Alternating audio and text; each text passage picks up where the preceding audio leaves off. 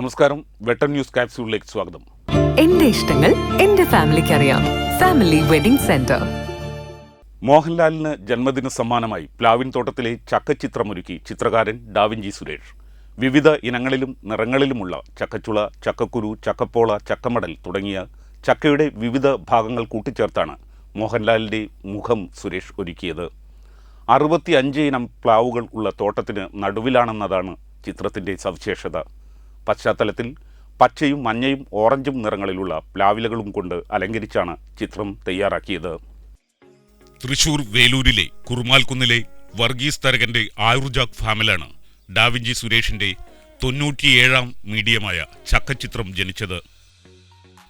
8 അടി വലിപ്പത്തിലും 2 അടി ഉയരത്തിലും തട്ടുണ്ടാക്കി തുണി വിരിച്ച് അതിൽ മോഹൻലാലിന്റെ മുഖം സ്കെച്ച് ചെയ്താണ് ചക്കച്ചുളകൾ നിരത്തിയത്.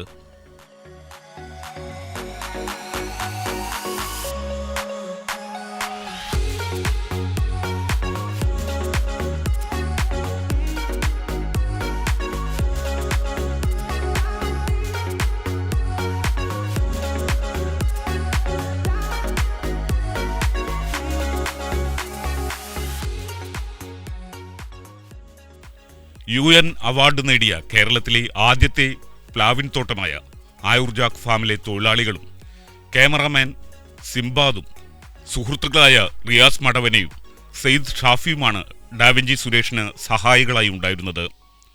5 മണിക്കൂർ സമയമാണ് ഇതിനായി ചിലവഴിച്ചത്. ഏകദേശം 20 ചക്കയോളം ഇതിനായി ഉപയോഗിച്ചു.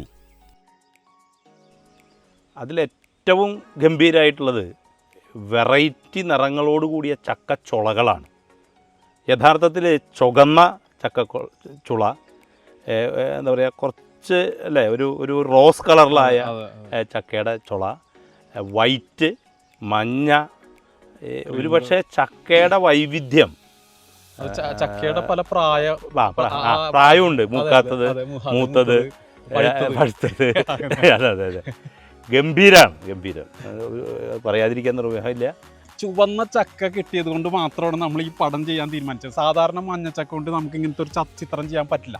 അപ്പോൾ അങ്ങനെ ഈ ഒരു ചുവന്ന ചക്ക അന്വേഷിച്ച് നടന്ന കൂട്ടത്തിലാണ് നമ്മളുടെ വർഗീസേട്ടനെ പരിചയപ്പെടുന്നത്. ഈ വർഗീസേട്ടൻ ഇവിടുത്തെ ഒരു വലിയൊരു സംഭവമാണ്. കാരണം ഇവിടെ ഏതാണ്ട് എത്ര തരം പ്ലാവ്? 65 ഇനം പ്ലാവുകളുണ്ട്. 65 ഇനം പ്ലാവുകളാണ് ഈ ഒരു തോട്ടത്തിലുള്ളത്. എത്ര വർഷമായി ഇപ്പോൾ ഇത്? ഞങ്ങള് 2008 തൊട്ട് ഘട്ടം ഘട്ടമായിട്ട് പ്ലാവ് കൃഷിയിൽ വന്നാണ്. 2015 തൊട്ട് കേരളത്തിലെ ആദ്യത്തെ പ്ലാവ് കൃഷി തോട്ടം. കേരളത്തിലെ ആദ്യത്തെ പ്ലാവ് കൃഷി തോട്ടം മാത്രമല്ല, ഐക്യരാഷ്ട്രസഭയുടെ ഇന്റർനാഷണൽ വാട്ടർ സസ്റ്റൈനബിലിറ്റി അവാർഡ് കിട്ടിയ തോട്ടം കൂടിയാണ്. എൻ്റെ തോട്ടത്തിൽ അദ്ദേഹത്തിന്റെ ജന്മദിനത്തിന് ഒരു വർഷം മുന്നേ ഞാൻ 64ാം ജന്മദിനത്തിന് ഞാൻ ഒരു പ്ലാവ് വെച്ച് മോഹൻലാൽ അവറുകളുടെ പേരിൽ പ്ലാവ് വെച്ചിട്ടുണ്ട്. ആ പ്ലാവ് വളരുകയാണ്. അപ്പോൾ അതും ഇതുമായി കണക്ട് ചെയ്യുമ്പോൾ അദ്ദേഹത്തിനോടുള്ള സപ്പോർട്ടാണ് ഇവിടെ കാണുന്നത്.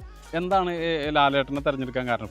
നമ്മൾ ഈ ഒരു ജന്മദിനമായിട്ട് ബന്ധപ്പെട്ടിട്ട് ഇവിടെ ഈ പ്ലാവും തോട്ടത്തിൽ ലാലേട്ടനെ ചെയ്യാൻ ഉദ്ദേശിക്കുന്ന കാരണം എന്താണ്? അദ്ദേഹത്തിന്റെ കൃഷിയോടുള്ള ഒരു താല്പര്യം.